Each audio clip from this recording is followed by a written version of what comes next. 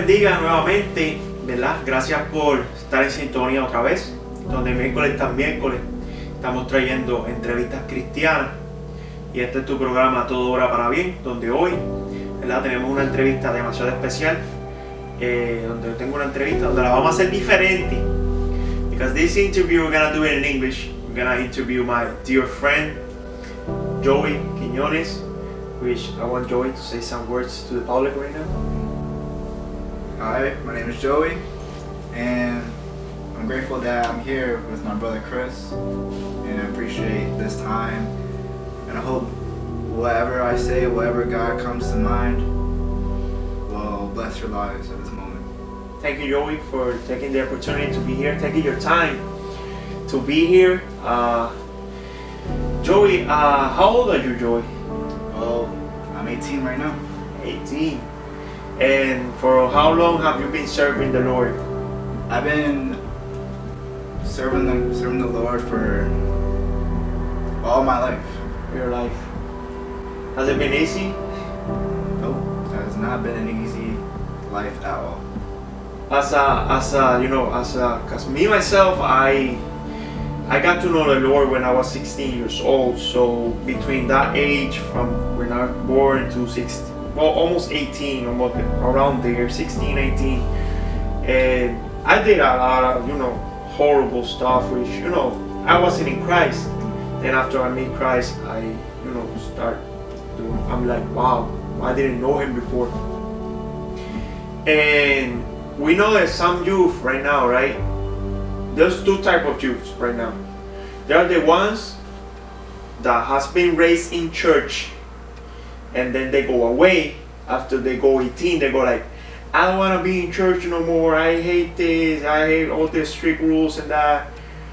That's not you, right? Mm-hmm. That's not your equation, because you're doing it because you love God, right? Mm-hmm. Why is it that? Why is it that you, till this day, 18 years old, Joey is still in this path?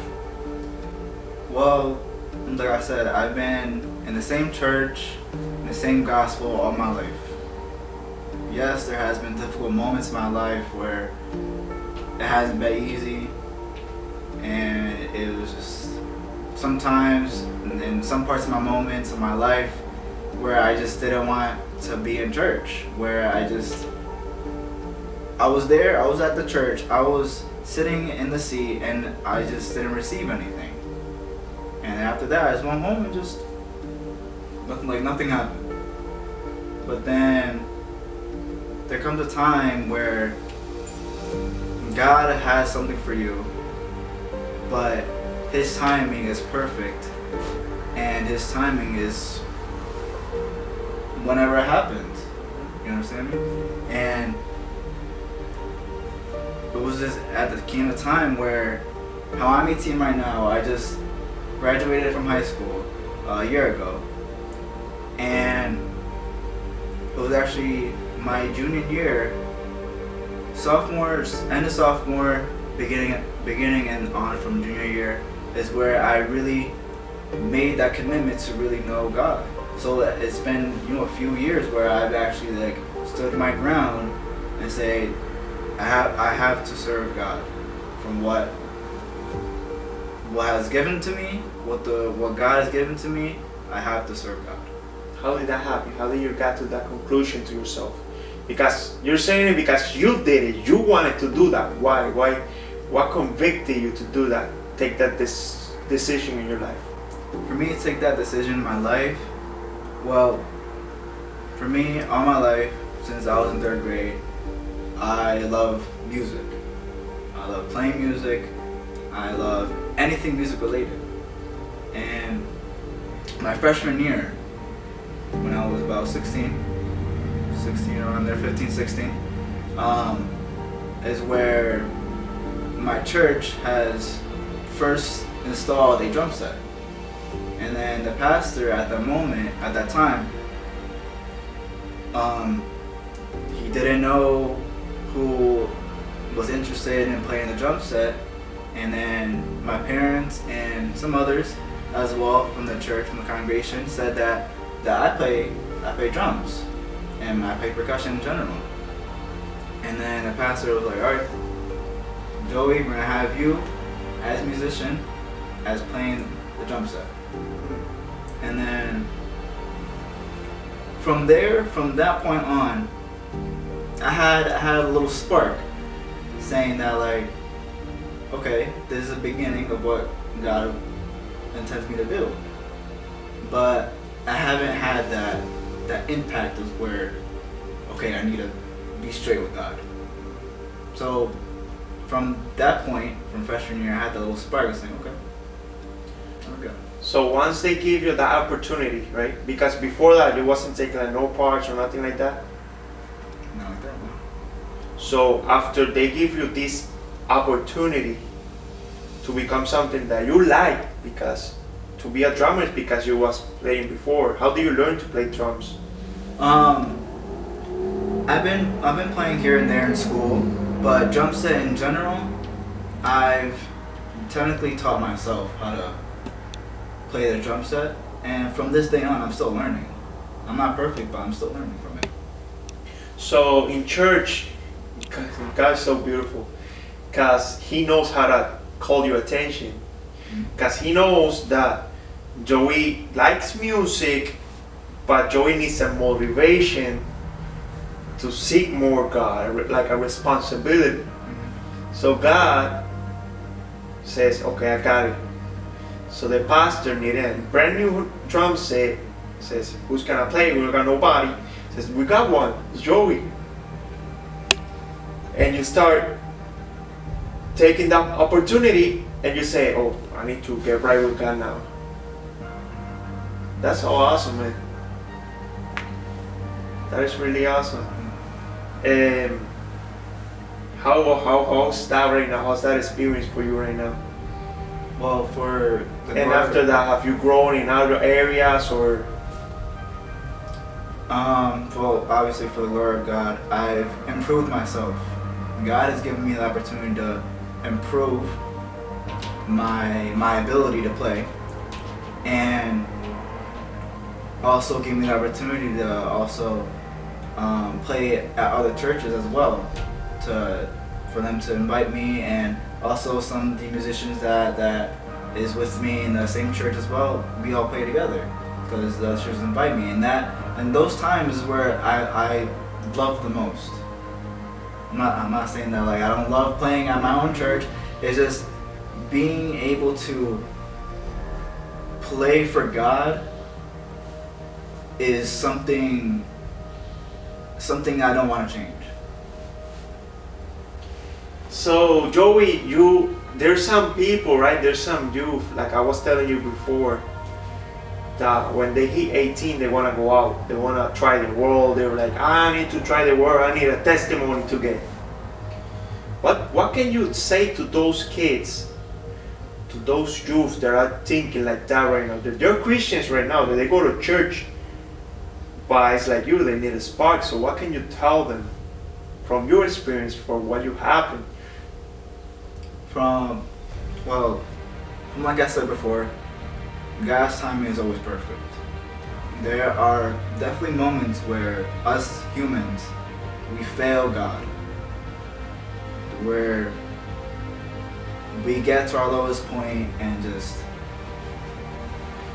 seek and try out stuff that is not of God, you know? Because from what I know, if you're in church some entire time, for your whole entire life, there's things that attract to you that's outside of church. And people say that, people from church, preachers, pastors, or whatever, some say that the world doesn't give you anything. But in reality, the world gives you everything. It gives you money, it gives you fame, it gives you interests that are out of God. It has so many things that doesn't involve God. And just that pleasure, that fleshly pleasure is in this world right now. So the youth that is here are listening to this and they knew God before, yes, God's timing is always perfect, but this opportunity, God is letting you hear this right now to know that you must come back. God will not forsake you. God will not call you out or hurt you or anything, because that is not the type of God. God is always loving. He will receive you with open arms, and He will give you the strength if you ask for it. God will not force you to do anything. It's only for your own will. When you say the time of God is perfect, why do you say that? Because if you say it's because you had to wait for something. Well, the reason why I keep saying that God's time is perfect, because there has been moments in different phases in my life where it has impacted me so much. And I think back at those times, and then I'm like, wow, it was because of God I got to this point. One of the main timings where God has given me the opportunity of is meeting my current girlfriend right now, Reina, and from that point on, from almost 2 years right now, from that point on, God has given me the opportunity to share that love of God with her as well. And then also God has confirmed to us to that relationship that we have, and use what we have for the youth in our upcoming years. Yeah, because me personally, right, I have been with you guys, with you, Reina, and I can see how connected you guys are, how that's so nice to see a godly relationship when I can see you guys talking about God, when I can see you guys doing what you do for God together, and that is so nice. And that's another thing too, that when you say God's timing is perfect, because it happens too, always it happens too, that some youth don't wait on the Lord, and they go to the world to get somebody to then say, I'll bring him or her back to church. And that's not the case. You're gonna fail if you do that. And there's people that take that decision, and that's not good, because they're gonna fail. So how do you feel now after waiting? After waiting, well, in the past, before I met Reina, I had some encounters of where I had relationships where that wasn't of God as well. And like you said, that there's some youth that try to bring them to church and, you know, try to introduce them of what that's part of your life. But it's not gonna work, because they're so used to of what's going on, and then it's just that the God and worldly thing does not connect at all. It doesn't match together at all. So I had my take of experiences from my last relationship, and before Reina, this relationship that I had in high school, it was not of God. Of course it was not of God. I was not where God wanted me to be, and it was like a few weeks that we were together, and it was just that moment where everything cut off. I felt that weight of, like, a bad weight, like, that's just lifted off of me. And then, like, I never, like, felt sad about it. I didn't go to a depression or anything about it, because I was actually glad and thankful that relationship was over. And I knew that was God's doing. She wasn't for a me. Christian, right? No, she wasn't. And I imagine, how do you feel when you was with her, knowing that you are a Christian, she is not? I knew that it didn't link up. It did not match together at all. I had like a moment that just like of where I just didn't want anything. I just like relaxed, just lived my life, and I wasn't looking for anyone else. And at that moment where you don't look for anything, God is gonna give you that. Amen. And then that's at that moment, from that day on, is from I met Raina till now, is where I started of getting serious with God from myself. And I told myself, and I also pray to God, saying, God, this is a sign that you need me. And anyone that comes my way that is not of you, I must just reject them. So from that moment on, I thank God. I asked God for forgiveness. And from this day, I'm thankful that God has given me the opportunity to grow with Him. Yeah, it's hard sometimes, like you said, to serve the Lord, because some people don't get this, and only the people that don't want to get right with God are the people that don't get this. In this path, we need to break relationships, we need to break friendships, we even need to break with family members, because if they're not right with God and they want to take us or don't respect what we believe in, we have to make a choice. Either I go with you even though God doesn't like it, or I go right with God. Some people go right with God. Most of the people, they go like, it's okay, you know. And at the end of the day, their bad habits and everything, they get caught on you. And then what happens? You get cold with Jesus. And then when, at the end of the day, what's gonna happen? You're gonna apart from God.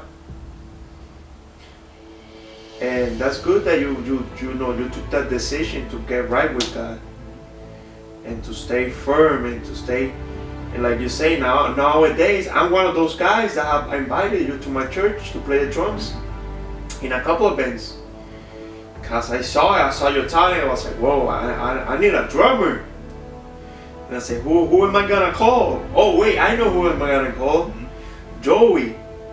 You know, it's been like a couple times, like four times already, I think, so something like that. Yeah. I have invited you to my church, to Helias, to everything, everywhere. Thank you, Joey. Thank you. For giving me this opportunity to interview you and for you giving that beautiful testimony, which I know is gonna bless a lot of youth out there, that they are where you was, and they're fighting with themselves, saying, what do I do? Should I get right with God and wait on God, or should I go this way, which I know I'm not going good, and which I know is not a good path? And I know some people are gonna take the right decision.